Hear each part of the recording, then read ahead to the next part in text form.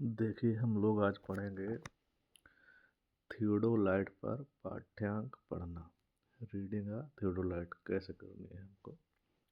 देखो, थियोडोलाइट की ऊर्ध्वाधर चक्री वर्टिकल सर्कल जो होता है चतुर्थांश प्रणाली में, और निचली प्लेट जो स्केल प्लेट है पूर्ण वृत्त प्रणाली में असांकित होती है। ऊर्ध्वाधर कोण ऊर्ध्वाधर चक्री पर और क्षैतिज कोण निचली प्लेट पर पढ़े जाते हैं। ठीक है। और ट्रांजिट थियोडोलाइट में ऊर्ध्वाधर चक्री पर जो वर्नियर लगा होता है वह दोहरा वर्नियर न होकर एकल वर्नियर होता है, परंतु इस पर निशान दोहरे बने होते हैं।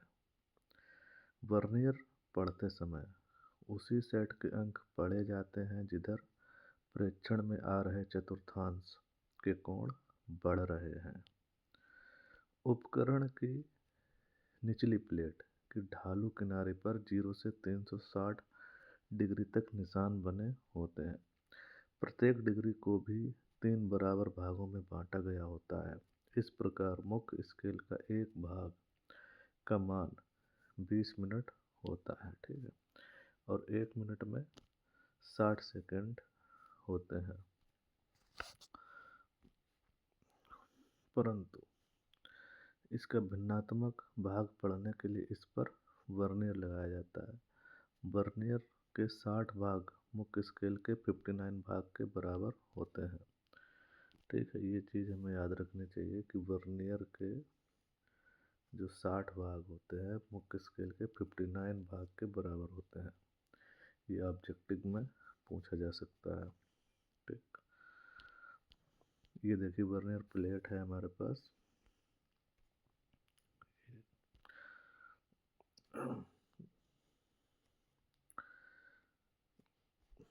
इसमें 0 से 360 डिग्री तक ये 20 मिनट 20 डिग्री से 360 डिग्री तक का अंशांकन किया जाता है। और वर्नियर प्लेट ये लगी हुई है इधर, ये वाली वर्नियर प्लेट होती है। ठीक है। ये बन नहीं रही ना हमारे हाथ से, इधर से ऐसे ऐसे, ये रही, ये वर्नियर प्लेट है। ठीक है। इन्हीं दोनों पे हम लोग रीडिंग लेते हैं। और वर्नियर का अल्पतमांक कैसे निकालते हैं। देखो, लिस्ट काउंट का फार्मूला होता है एस अपॉन एन। एस का चीज़ है मुख्य स्केल में सबसे छोटे भाग का मान। ठीक है। Value of smallest division. V होता है वर्नियर स्केल के सबसे छोटे भाग का मान। और एन वर्नियर पर कुल छोटे भागों की संख्या। तो देखो, ये यहाँ पर सबसे छोटा भाग 20 मिनट का था। 20 मिनट, तो हम लोगों ने इसको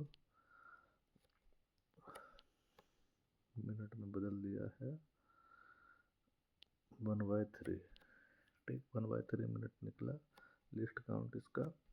और इधर सेकंड में निकालना रहेगा, तो उसमें 60 का एक मिनट में 60 सेकंड होते हैं ना। 1 मिनट बराबर 60 सेकंड, ये इस तरीके का मिनट रहेगा। ये 1 मिनट इक्वल टू 60 सेकंड। तो यहाँ से निकाल लेंगे हम, मल्टीप्लाई कर देंगे 60 का इसमें, और आ जाएगा हमारे पास 20 सेकंड। ठीक है।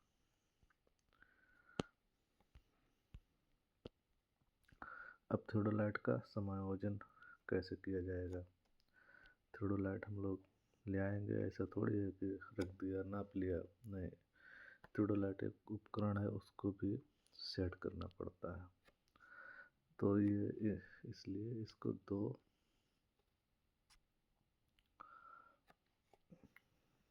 दो तरीके हैं इसको समायोजित करने के लिए। एक होता है इसका अस्थाई समायोजन। ठीक है, जिसको टेम्परेरी एडजस्टमेंट कहता है।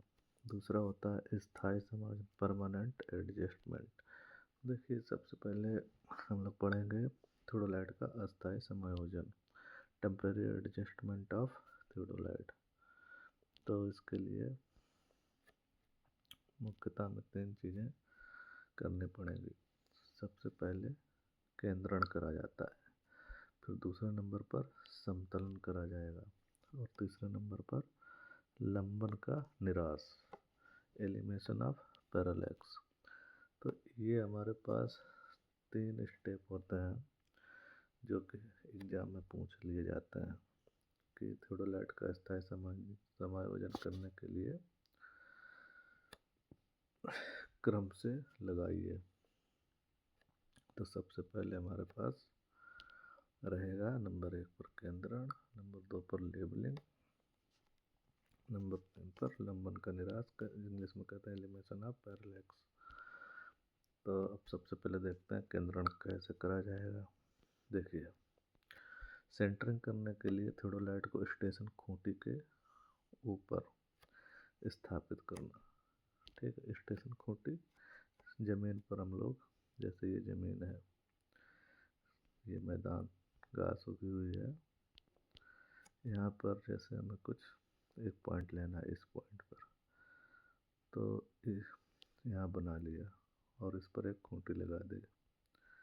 तो अब हम जब सबसे पहले ऊर्ध्वाधर को लगाने के लिए होता है हमारे पास ट्राइपॉड, उसको लगाएंगे इस तरीके से जिसका जो साउल कांटा है यहीं से ऐसे नीचे आएगा। ठीक है, तो देखिए स्टेशन खूंटी के ऊपर स्थापित करना अर्थात उपकरण का ऊर्ध्वाधर अक्ष पर स्टेशन खूंटी के ऊपर आ जाए, केंद्रण कहलाता है।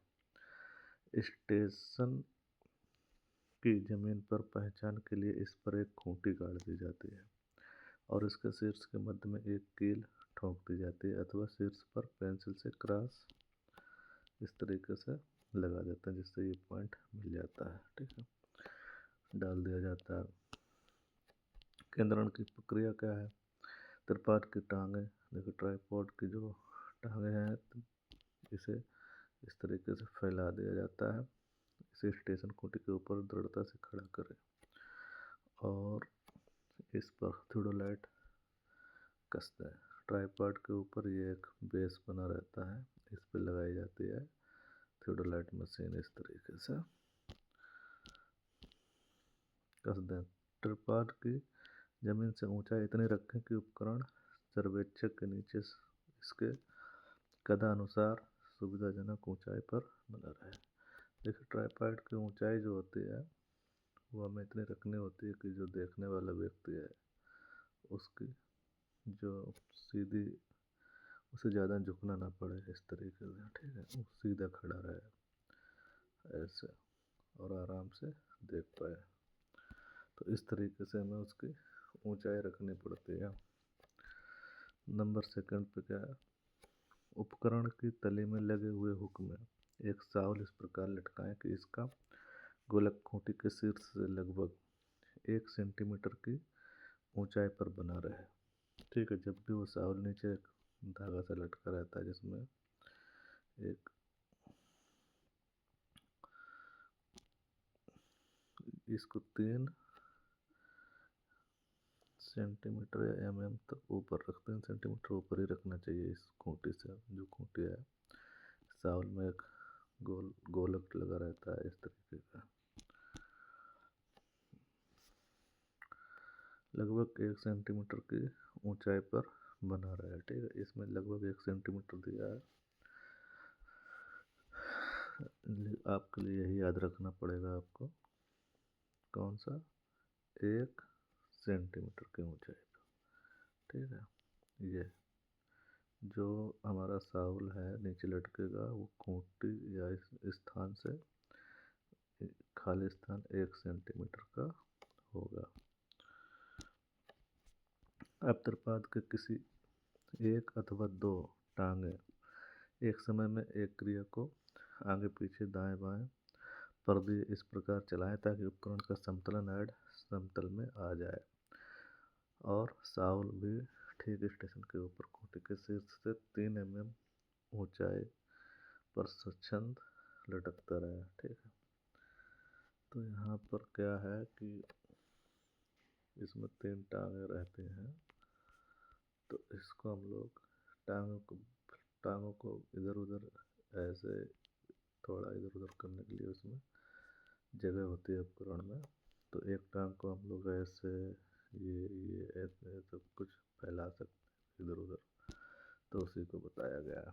पर्दे इस प्रकार चलाएं, है ना, ताकि उपकरण का समतलन हेड समतल में आ जाए और शाउल भी ठीक स्टेशन के खूंटे के शीर्ष से 3 mm ऊंचाई पर स्वच्छंद लटकता रहे। ठीक है, यदि समतलन हेड जो उपकरण है इसमें सरकने वाला है तो केंद्रण का कार्य शीघ्र हो जाता है। त्रिपाद की टांग अंदर बाहर सरकाने पर शाहुल उसी जगह पर दिशा में आ जाता है। त्रिपाद की टांग की परिधि चलाने पर शाहुल अपनी जगह पर बना रहता है, जबकि उपकरण का कुछ सीमा तक तिरछापन ठीक हो जाता है। ठीक है, अब नंबर 4, उपकरण का लगभग समतलन ट्राई बेज लगे एक गोली पार्सल सर्कुलर बबल को देखते हुए किया जाता है। देखिए उसमें क्या रहता है, ऊपरी प्लेट पर ये मान लो थियोडोलाइट का ऊपरी हिस्सा है, इसमें लिक्विड भरा रहेगा और उसमें एक बबल होगा इस तरीके से, और ये हमारे ऐसे होते हैं ट्राइपॉड की टांगें। तो इनको पर्दे इधर उधर सरका सकते हैं ऐसे एक ही टांग को, इनके एरिया होता है कितना फैल जाएगी टांग, और सीधी और ढालू कितनी ढाल देनी है कितनी नहीं, और इसमें जो बबल होता है वो सेंटर पे आ जाता है। ठीक है, तो इसको हम लोग सेंटर पर लाना रहता है बबल। केंद्रण हो जाने पर समतलन हेड को नीचे लगे क्लैंप नट को कस दिया जाता है। अत्यधिक ढालू जमीन पर उपकरण स्थापित करते समय त्रिपाद की 2 टांगें उतरती ढाल की तरफ और तीसरी टांग चढ़ती ढाल की तरफ रखें। इससे उपकरण का संतुलन बना रहता है और वह नीचे की तरफ लुढ़कता नहीं है।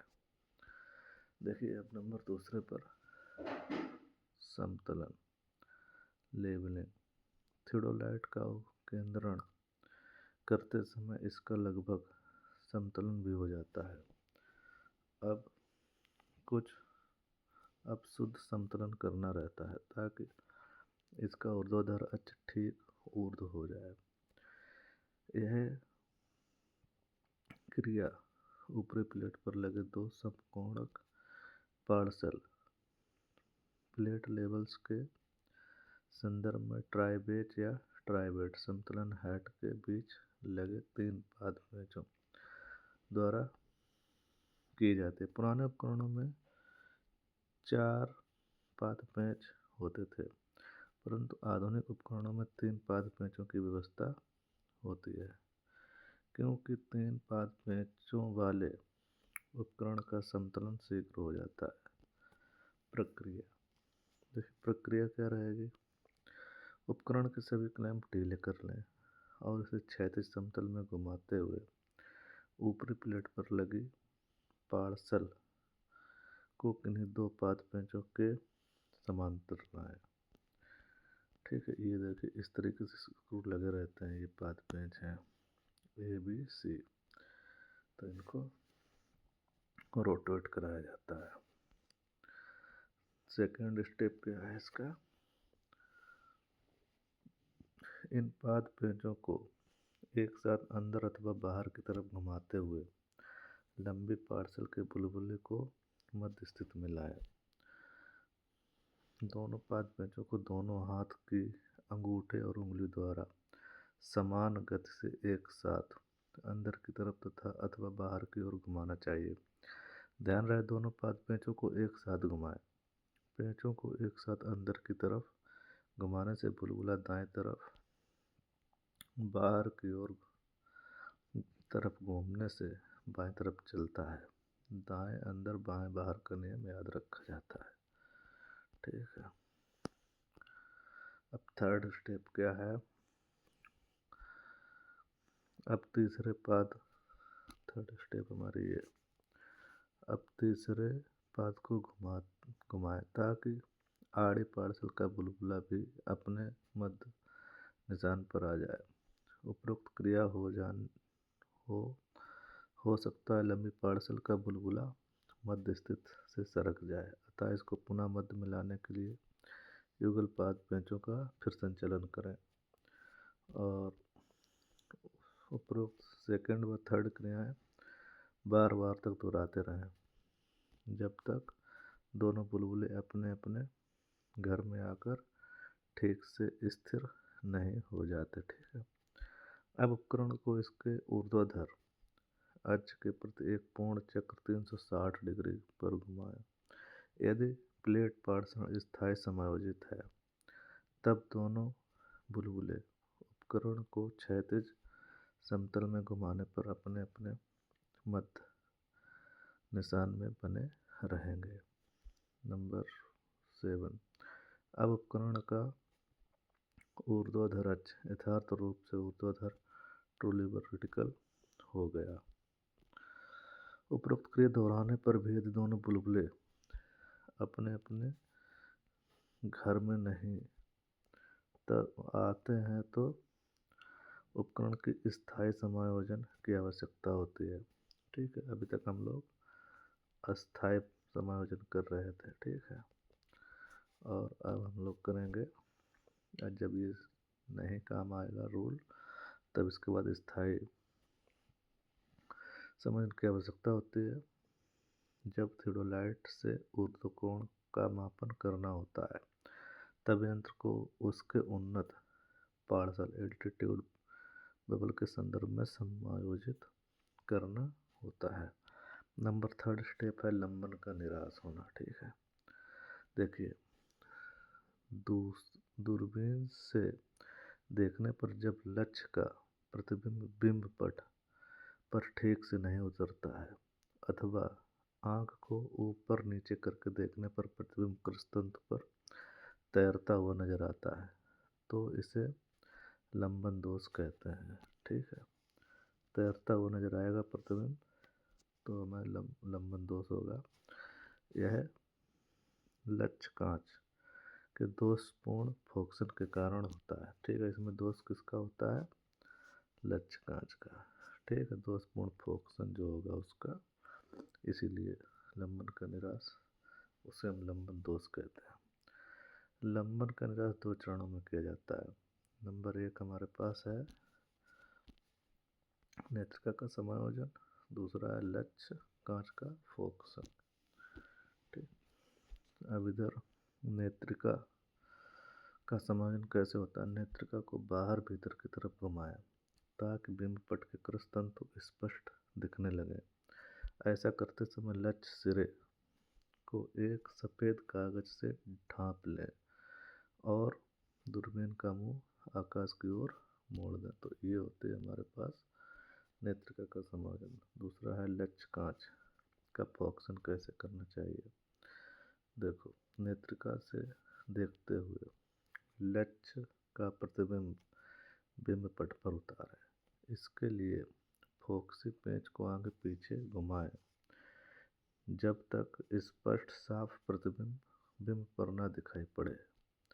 लंबन का निराश करने से पूर्व आँख को कुछ क्षण बंद करके सामान्य दृष्टि में ले आएं। ध्यान रहे लक्ष्य गज की प्रत्येक स्थिति के लिए लक्ष्य कांच का फोकसन जरूरी है, जबकि नेत्रिका का समायोजन केवल एक बार ही करना पड़ता है। उपरोक्त तीनों क्रियाएं केंद्रण, समतलन व लंबन का निराश करने के बाद थियोडोलाइट से परीक्षण किए जा सकते हैं। देखिए, जो 3 स्टेप है हमारे पास, केंद्रण और समतलन और लंबन का निराश होना। ठीक है। ये लिखा है यहाँ पर। तो ये तीनों क्रियाएं हम लोग जब सीख रहे हैं तो काफ़ी पढ़ने में टाइम लगा 20 मिनट। किस तरीके से इसमें 20 मिनट लग गया पढ़ते समय। तो जब हम लोग इसकी प्रैक्टिस करते हैं इंस्ट्रूमेंट को ज़मीन में लगाने की, जब हम एक बार सीख लेते हैं तो इसमें ज़्यादा से ज़्यादा 10 मिनट लगता है। 10 या 5 मिनट में हम लोग सेट कर देते हैं। ठीक। और जितनी प्रैक्टिस होगी उतनी बेहतर ढंग से हो जाता है। ठीक है, तो ये आज का यहीं पर वीडियो समाप्त करते हैं। अगला वीडियो बनाएंगे थियोडोलाइट का स्थायी समायोजन। धन्यवाद।